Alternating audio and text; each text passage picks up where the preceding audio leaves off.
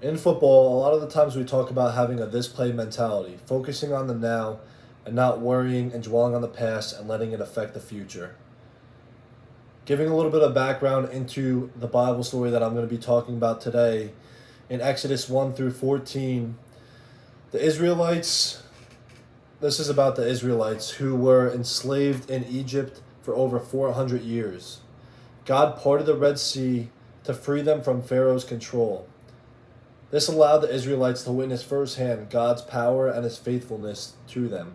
God delivered them from the slavery to bring them out of that and lead them to where he knew was best for them. So leading into Numbers 14, 1 through 4, it says, "Then the whole community broke into loud cries, and the people wept that night. All the Israelites complained about Moses and Aaron, and the whole community told them, 'If only we had died in the land of Egypt, or if only we had died in this wilderness. Why is the Lord bringing us into this land to die by the sword? Our wives and children will become plunder. Wouldn't it be better for us to go back to Egypt?' So they said to one another, 'Let's appoint a leader and go back to Egypt.'"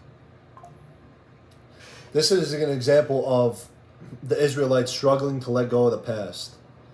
When they aren't trusting on God's promises that he's going to deliver them from the slavery and lead them to a better place, and they rely on their own thoughts, when they rely on what they think is right. At this point, it sounds crazy to think that they would have rather turned back to go to slavery than really have that trust and faith in God and continue on to where he was going to lead them to. We do that many times in life where we think that our decision is better than what God's telling us to do. And God really had a plan for the Israelites here as he used Moses to deliver them from that slavery and lead them to a better place. But they wanted to rely on what they knew and not what God was telling them. The consequence that led them to this was the delaying of their blessing, as it says in Numbers 14:33, "Your children will be shepherds in the wilderness for 40 years and bear the penalty for your acts of unfaithfulness until all your corpses lie scattered in the wilderness." So because of this, because of their doubt, because of their reliance upon themselves and not upon God, they had their blessing delayed. They could have just went forward and really put their full trust in God and fully been delivered from what God took them out of. But instead they let their own thoughts, their mind, control where they were going and have doubt in what God's plan was for them. The main message from this is that it just leads to missed opportunities.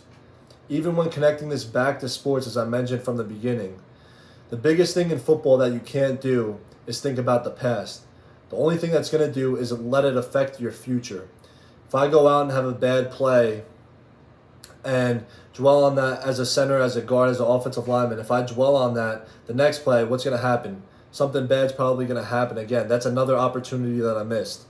Same thing the next play. If you keep that mentality going on of dwelling on the past and keeping your head occupied with those thoughts of going back to what you just had versus going forward to the next play, that next thought mentality, it'll hold you down and it'll force you to miss those opportunities that are great. So in life, just honestly, like this story says, don't be focused. First of all, trust in God. Put your full faithfulness in God. Don't be focused on the past. It's so crazy to think, again, how the Israelites really were so consumed by their own thoughts and what they thought was right that they'd rather turn back to slavery, go back to Egypt where they were under control, than continue going forward with God's plan for them. Really have that mentality of pressing on to the next thing, because only looking at the past and dwelling on that isn't going to lead to anything positive. In fact, it's just going to lead to missed opportunities. Thank you.